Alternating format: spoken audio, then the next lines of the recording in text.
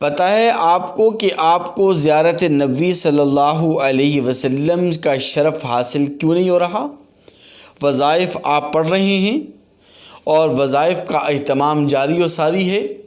درود شریف کا بھی اہتمام ہے،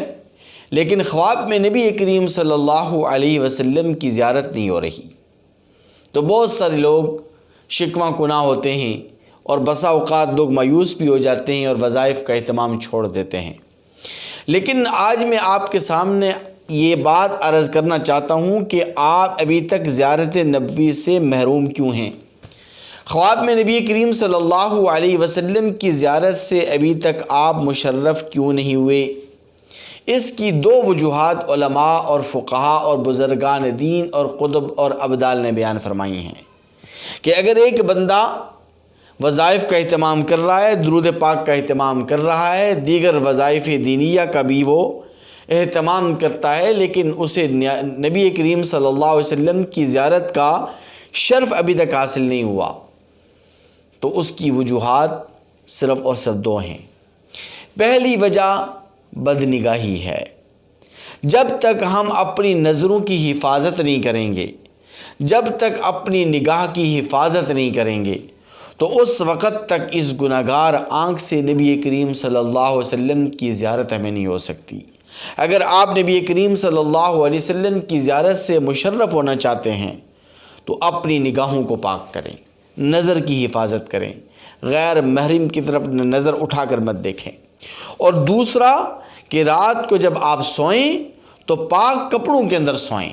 یہ کیسے ہو سکتا ہے کہ آپ نے ناپاک کپڑے پہنے ہوئے ہوں، نائٹ سوٹ میں آپ سو رہے ہوں؟ ہاں، اگر نائٹ سوٹ آپ کا پاک ہے تو پھر تو کوئی حرج نہیں ہے، لیکن آپ ایسے کپڑوں کے اندر سوتے ہیں کہ جو کپڑے ناپاک ہیں، نجاست والے ہیں، گندگی والے ہیں، اور تو کپڑے پاک اور طاہر نہیں ہیں، تو ایسے ناپاک کپڑوں میں آپ کو کبھی بھی زیارت نبی صلی اللہ علیہ وسلم کا شرف حاصل نہیں ہو سکتا۔ آپ ان دو کاموں پر غور کریں اور آپ ان دو کوتاہیوں کو دور کریں، انشاءاللہ العزیز اس کے بعد جب آپ وظائف کا اہتمام کریں گے، درود شریف کا اہتمام کریں گے، اور بزرگان دین قطب ابدال نے جتنے بھی وظائف بتلائے ہیں ان وظائف پر اگر عمل کرتے ہوئے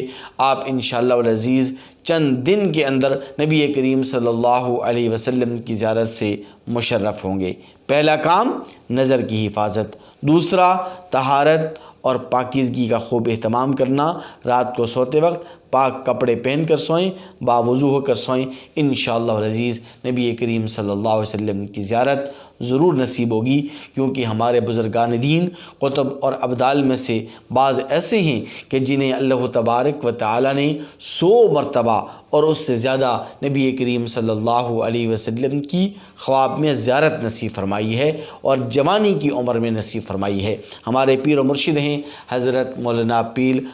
ذوالفقار نقشبندی صاحب دامت و برکاتہم العالیہ، جنہیں جوانی کی عمر میں اور 30 سال کی عمر سے پہلے اللہ تبارک و تعالی نے انہیں 100 مرتبہ سے زیادہ نبی کریم صلی اللہ علیہ وسلم کی خواب میں زیارت نصیب فرمائی ہے۔ اللہ تعالی مجھے بھی، آپ کو بھی، تمام مسلمانوں کو نبی کریم صلی اللہ علیہ وسلم کی زیارت سے بار بار مشرف ہونے کی توفیق نصیب فرمائے۔